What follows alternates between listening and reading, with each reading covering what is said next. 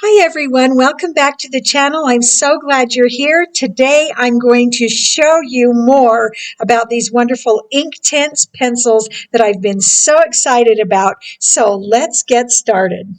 Okay, I've talked about how excited I am about my Inktense pencils, and so I found this this notebook I've had for quite a while, and I've taken pages out and done different things, but I want to start a sort of a nature journal, and I'm starting with cherries, one of my very favorite fruits, and so I just want to be exploring the Inktense pencils and doing some things on paper. So what I did before I started, I went ahead and got the picture of the cherries down, and then I just created a border with some washi tape and used watercolors to do my background with some blue here and just some, I think it's burnt sienna in the background here of watercolors.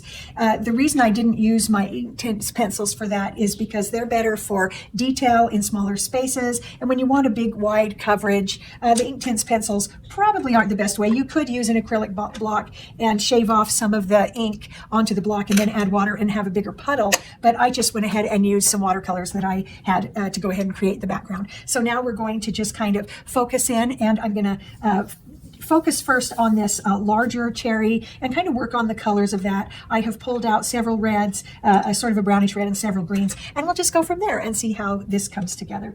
So I want to start with a lighter, sort of a lighter background color just to get my color down, because with Inktense you want to build up layers gradually and add your water and then build up layers.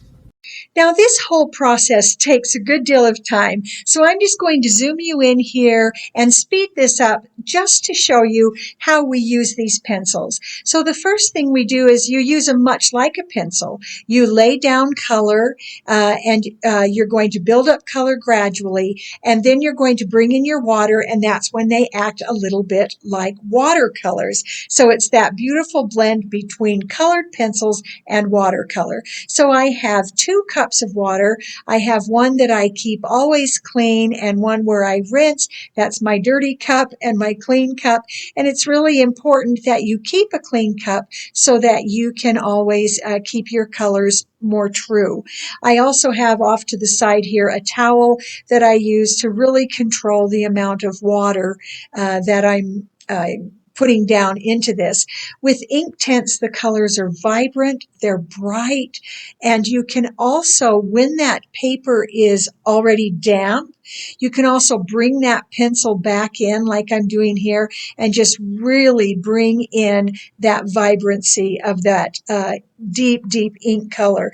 There's so much pigment in these. And so I'm going through laying these down, getting the basic shapes and shadows and leaving the bright spots. As long as these stay wet, you can continue to pick color back up and take it off. So that bright spot on that one cherry, I got it a little bit too dark. Since it was still damp, I was able to go back in with my brush, pick up some color, and create more of a light area. Now, once these dry, though, it is set. And so that's a great thing because you really can build up layers with these. It really is fun to do. When you're going into that damp area with that Inktense pencil, it just glides on. It's so smooth and just this wonderful texture. They really are so fun to use. The colors are true. They're interesting, and they just lay down so well. I'm sorry about my head getting in the way there, but that's part of an art process. Your head gets in the way, but I'm hoping that you can kind of see how I'm doing this. A wonderful combination of both colored pencil type coloring and watercolor. It's just so much fun. I love it. Now you'll see that I've already done the lettering up at the top, and I want to tell you where I got this drawing of these cherries, because it has been quite a while since I've been out sketching, drawing, doing watercolor and those types of things. I used to do quite a bit, and it's been a while. And so to jumpstart my nature journaling and getting back into this kind of painting and sketching, I got a book out. I've had the book actually for quite a while, and it's fabulous for getting you into watercolor, jump-starting your efforts, and it's called Learn to Paint Fruits and Vegetables. It's by Jackie Shaw, and it is an excellent book talking about basic techniques, plus giving you sketches that you can trace. You can look at them and draw them on your own.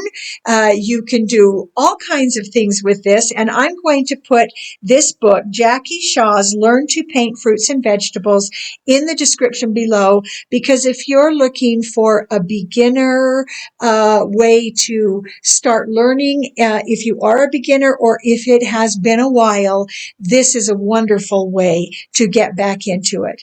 We do art for joy. We do art for our soul and to share it as well.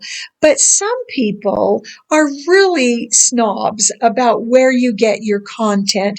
And of course, we don't want to copy other people's things as if they are our own. And that's why I'm telling you, that's where I got this drawing. It's where I got the inspiration. I want you to know that. It's okay if you're not great at sketching. I'm not a great sketcher. I'm not as good as I used to be, but how do I learn if I'm not doing it? And so tracing something actually is a great way to start to pay attention to how things look. So if you can find a sketch or take a photograph of something that you think is beautiful, print it out, trace it, gather leaves from outside, trace them into your book, look at them, watercolor them. It's okay. I don't think it's wise to be a snob about where you get your inspiration. And it really is okay to trace. I have learned so much by tracing. Now, other pages that I've done in this book, I have just looked at something and drawn it. And some things I've traced. To tell you the truth, the traced things actually look better because I was paying attention to like the structure of a leaf. For example, in this picture, how do you do a curled edge of a leaf? Well, by tracing it, I saw how to do it.